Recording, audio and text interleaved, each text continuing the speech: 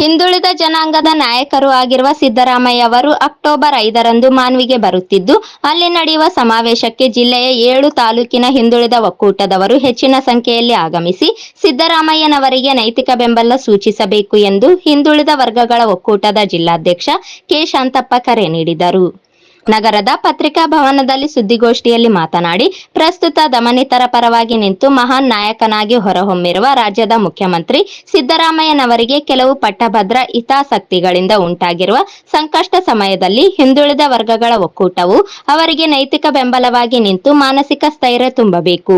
ಸಿದ್ದರಾಮೋತ್ಸವದ ಸಂದರ್ಭದಲ್ಲಿ ಸಿದ್ದರಾಮಯ್ಯನವರಿಗೆ ವ್ಯಕ್ತವಾದ ಅನಿರೀಕ್ಷಿತ ಭಾರೀ ಜನಬೆಂಬಲದಿಂದ ಅಸೂಯೆಗೊಂಡಿರುವ ಕೆಲವು ಪಟ್ಟಭದ್ರ ಹಿತಾಸಕ್ತಿಗಳು ಹೊಟ್ಟೆ ಕಿಚ್ಚಿನಿಂದ ಅವರ ಮೇಲೆ ಆರೋಪಗಳನ್ನು ಮಾಡಿ ಅವರನ್ನು ರಾಜಕೀಯವಾಗಿ ಮುಗಿಸುವ ಸಂಚು ಹೂಡಿದ್ದಾರೆ. ಹಿಂದುಳಿದ ಒಕ್ಕೂಟವು ನೋಂದಣಿಯಾಗುವುದಕ್ಕೆ ಸಿದ್ದರಾಮಯ್ಯನವರ ಮಾರ್ಗದರ್ಶನವೂ ಇದೆ. ನಮ್ಮ ಜಿಲ್ಲೆಯ ಹಿಂದುಳಿದ ಒಕ್ಕೂಟದ ಪ್ರಮುಖ ಬೇಡಿಕೆಗಳಾದ ಮುಖ್ಯ ರಸ್ತೆಗೆ ಹೊಂದಿಕೊಂಡಿರುವ 2 ಎಕರೆ ಜಮೀನು ಹಾಗೂ ಹಿಂದುಳಿದ ವರ್ಗಗಳ ಹರಿಕಾರರೆಂದೇ ಖ್ಯಾತರಾಗಿರುವವರು ದಿವಂಗತ ಡಿ. ದೇವರಾಜ ಅರಸು ಅವರ ಪುತ್ಥಳಿ ನಿರ್ಮಾಣಕ್ಕೆ ಜಾಗ ನೀಡುವ ಕುರಿತು ಸಮಾವೇಶದಲ್ಲಿ ಮುಖ್ಯಮಂತ್ರಿ ಸಿದ್ದರಾಮಯ್ಯನವರಿಗೆ ಮನವಿ ಸಲ್ಲಿಸಲಾಗುವುದು ಎಂದು ತಿಳಿಸಿದರು. 4 ವರ್ಷ ಮುಗಿದು 5ನೇ ವರ್ಷದಲ್ಲಿ ಕಾಲಿಡ್ತಾ ಇದೆ. ಈ ಒಂದು ಹಿನ್ನೆಲೆಯಲ್ಲಿ ನಾವು ಹೋದ ಸಲ ಜಿಲ್ಲಾಧಿಕಾರಿಗಳು ನಾವು ಮನವಿ ಮಾಡ್ಕೊಂಡಿದ್ದೀವಿ. ಸುಮಾರು 27 ಸಮುದಾಯಗಳು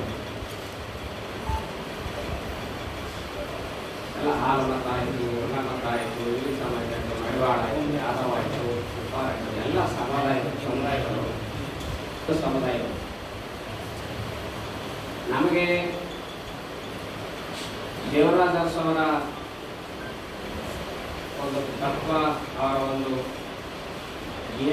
ಸಂವಿಧಾನದ ಒಂದು ಅಡಿಯಲ್ಲಿ ನಾವು ಈ ಜಿಲ್ಲೆಯಲ್ಲಿ ಪ್ರಾರಂಭ ಮಾಡಿ 5ನೇ ವರ್ಷ ರಿಜಿಸ್ಟ್ರೇಷನ್ ಸಂಘ ನಾವು ಅದರಂತೆ ಈ ಜಿಲ್ಲೆಯ ಎಲ್ಲ ತಾಲೂಕುಗಳಲ್ಲಿ ಕೂಡ ನಾವು ನಮ್ಮ ಸಮಿತಿಗಳಿದ್ದೇವೆ. ಹಾಗಾಗಿ ನಮ್ಮ ಉದ್ದೇಶ, ನಮ್ಮ ಬೇಡಿಕೆ ಏನಾಗಿತ್ತು ಅಂತಂದರೆ, ನಮ್ಮ ಜಿಲ್ಲೆಯ ಕೇಂದ್ರ ಸ್ಥಾನದಲ್ಲಿ ಸರ್ಕಾರದಿಂದ ಈ ಭಾಗದಲ್ಲಿ ಮುಖ್ಯ ರಸ್ತೆಗೆ ಹೊಂದಿಕೊಳ್ಳೋದ್ರಿಂದ ಅಲ್ಲಿ ಒಂದು 2 ಎಕರೆ ಜಮೀನು ಕೊಡಬೇಕು. ಸಮಿತಿ ಯಾವುದೋ ಒಂದು ವ್ಯಕ್ತಿ ಅಲ್ಲ.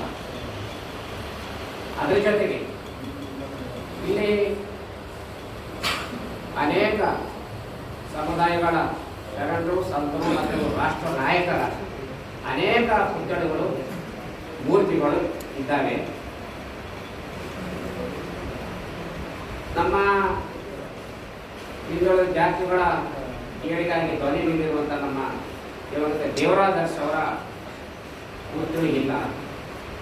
ಹಾಗಾಗಿ ನಮಗೆ ಮುಖ್ಯ ರಸ್ತೆಗೆ ಪುತ್ಥಳಿ ಅನಾವರಣ ಮಾಡಲಿಕ್ಕೆ ಜಾಗ ಕೂಡ ಬೇಕು ಅಂತ ಹೇಳಿ ನಾವು ಮನವಿ ಮಾಡ್ಕೊಂಡಿದ್ದೀವಿ. ಇಂಜಿನಿಯರಲ್ಲಿ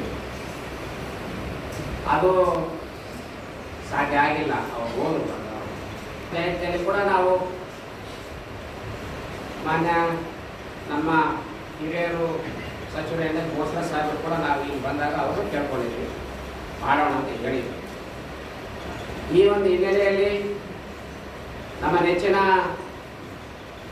ನಾಯಕರು, ಬಡವರ ಮತ್ತು ಶೋಷಿತ ಸಮುದಾಯಗಳ ಎಲ್ಲ ವರ್ಗಗಳ ಧೀಮಂತ ನಾಯಕರು, ನೆಚ್ಚಿನ ಮುಖ್ಯಮಂತ್ರಿಗಳಾದ ಸನ್ಮಾನ್ಯ ಸಿದ್ದರಾಮಯ್ಯ ಸಾಹೇಬರು ಕೂಡ ಅವರು 2018ರಲ್ಲಿ ಕಾರ್ಯಕ್ರಮದಲ್ಲಿ ಬಂದಾಗ ಇಲ್ಲಿ ಸಮುದಾಯಗಳನ್ನು ಎಲ್ಲ ನಾವು ಪರಿಚಯ ಮಾಡಿದ್ದೀವಿ. ಸರ್ಕಿಟ್ ಹೌಸ್ನಲ್ಲಿ ಹಿರಿಯರು ಮಾಡ್ತಾ ಬಂದಿದ್ರು, ಆದರೆ ರಿಜಿಸ್ಟ್ರೇಷನ್ ಆಗಿದ್ದಿಲ್ಲ. ಅದು ಕಾಲಕ್ಕೆ ಕುಡಿದೇಳಬೇಕು ಮತ್ತು ಆಮೇಲೆ ಸ್ಥಾನ ಕೂಡಲೋದು. ಅಂದರೆ ಹಾಗಾಗಿ ನಮ್ಮೆಲ್ಲ ಹಿರಿಯರೆಲ್ಲ ಸೇರಿ ಇದು ಬುನಾದಿ ಇಲ್ಲ, ಅಡಿಪಾಯ ಇಲ್ಲ, ನಾವು ಪಕ್ಕ ಮಾಡಬೇಕು ಹಾಗೆ ಅಂತೇಳಿ ಅವರು ಹೇಳಿದ್ರು ಸನ್ಮಾನ್ಯ ಸಿದ್ದರಾಮಯ್ಯ ಸಾಹೇಬರು. ಇಲ್ಲ ನೀವು ಅವರು ಇದರಲ್ಲಿ ಮಾರ್ಗದರ್ಶನ ನಂಬರ್ ಕೂಡ ಕಾಳಿದ್ದೀವಿ. ಹಾಗಾಗಿ ನಾವು ರಿಜಿಸ್ಟ್ರೇಷನ್ ಆಯಿತು, ಎಲ್ಲ ಆಯಿತು. ಈಗ ನಮಗೆ ನಾನು ಈಗಾಗಲೇ ಹೇಳಿದಂತೆ ಕೆಲವೊಂದು ಬೇಡಿಕೆಗಳು, ಇದರ ಜೊತೆಗೆ ಏನಿವತ್ತು ರಾಜ್ಯದಲ್ಲಿ ಅನೇಕ ಸಮುದಾಯಗಳು, ಅದು ಪರಿಶಿಷ್ಟ ಜಾತಿ, ಪರಿಶಿಷ್ಟ ಪಂಗಡ, ಯಾವ ರೀತಿ ಅವರಿಗೆ ಅನುದಾನ, ವಾರ್ಷಿಕ ಅನುದಾನ ಮೀಸಲಾತಿ ಏನು ಇಡ್ತಾ ಇದ್ದಾರೆ, ಅದೇ ರೀತಿ ಇವತ್ತು 56%, 50-60% ಒಳಗಿರುವಂಥ ಈ ಒಂದು ಸಮುದಾಯಗಳು ಕೂಡ ವರ್ಷ ಈಗ 35-36 ಸಾವಿರ ಬಜೆಟು ಕೋಟಿ ಕೊಟ್ಟಿದ್ದು ನಮಗೆ ಸಂತೋಷ. ಇನ್ನು ಹೆಚ್ಚು ಮಾಡಿ ಶೋಷಿತ ಸಮುದಾಯಗಳು ಉದ್ಧಾರ ಆಗಬೇಕು. ಜೊತೆಗೆ ಹಿಂದುಳಿದ ವರ್ಗಗಳ ಕೂಡ ಅವ್ರಿಗೆ ಕೂಡ ಅನುದಾನ ನೀಡಲೇಬೇಕಾಗ್ತದೆ. ಈಗ ಬಹಳ ವರ್ಷಗಳಾಯಿತು ನಾವು ಇದರ ಬಗ್ಗೆ ಹೋರಾಟ ಮಾಡಿವಿ, ಬೇಡಿಕೆಗಳು ಸಲ್ಲಿಸಿದ್ದೀವಿ. ಇಲ್ಲಿವರೆಗೆ ಅದು ಜಾರಿಯಾಗಿಲ್ಲ, ಗಣನೆಗೆ ಬಂದಿಲ್ಲ. ನಮ್ಮ ನೆಚ್ಚಿನ ಮುಖ್ಯಮಂತ್ರಿಗಳು ಬಡವರ ಬಗ್ಗೆ ಕಾಳಜಿ ಉಳ್ಳವರು,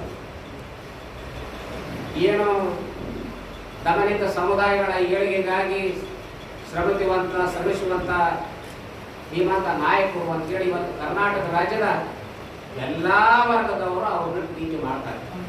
ಸಂದರ್ಭದಲ್ಲಿ ವಿಧಾನಸಭೆಯಲ್ಲಿ ಸಮುದಾಯಗಳ ಯಾವುದೇ ಒಂದು ಮೀಸಲಾತಿಗೆ ಸಂಬಂಧಪಟ್ಟಿದ್ದಿರ್ಬೋದು ಅಥವಾ ಅವರ ಅಭಿವೃದ್ಧಿ ನಿಗಮ ಇರ್ಬೋದು, ಸಂದರ್ಭ ಬಂದಾಗ ಧ್ವನಿ ಎತ್ತಿ ಅಲ್ಲಿ ಈ ಸಮುದಾಯಗಳಿಗೆ ಅವರು ಬೆಂಬಲ ಬಹಳಷ್ಟು ಸೂಚಿಸಿದ್ದಾರೆ. ಅನೇಕ ಜನ ಹಿಂದುಳಿದ ನಾಯಕರು ಇದ್ದಾರೆ. ಆದರೆ ಇವರು ಏನು ಅಂತರಂಗ ಆತ್ಮಸಾಕ್ಷಿಯಾಗಿ ಸಮುದಾಯಗಳಿಗೆ ಏನು ಇವ್ರನ್ನ ಸಾಮಾಜಿಕವಾಗಿ, ಆರ್ಥಿಕವಾಗಿ, ರಾಜಕೀಯವಾಗಿ ಬೇರೆ ತರಬೇಕು ಅಂತ ಹೇಳಿ ಪ್ರಯತ್ನ ಮಾಡ್ತಾ ಇದ್ದಾರೆ. ಅದು ಎಲ್ಲ ಸಮುದಾಯಗಳಿಗೆ ಅದು ಒಂದು ರೀತಿಯಲ್ಲಿ ಆತ್ಮಸಾಕ್ಷಿಯಾಗಿ ನಮ್ಮ ನಾಯಕರು ಅನ್ನುವಂತೇಳಿ ಅವರ ಮನಸ್ಸಿನಲ್ಲಿ ಬಂದಿದೆ. ಈ ಸಂದರ್ಭದಲ್ಲಿ ಕೆ ಬಸವಂತಪ್ಪ, ಶ್ರೀಕಾಂತ್ ವಕೀಲರು ಸೇರಿದಂತೆ ಇತರರು ಉಪಸ್ಥಿತರಿದ್ದರು.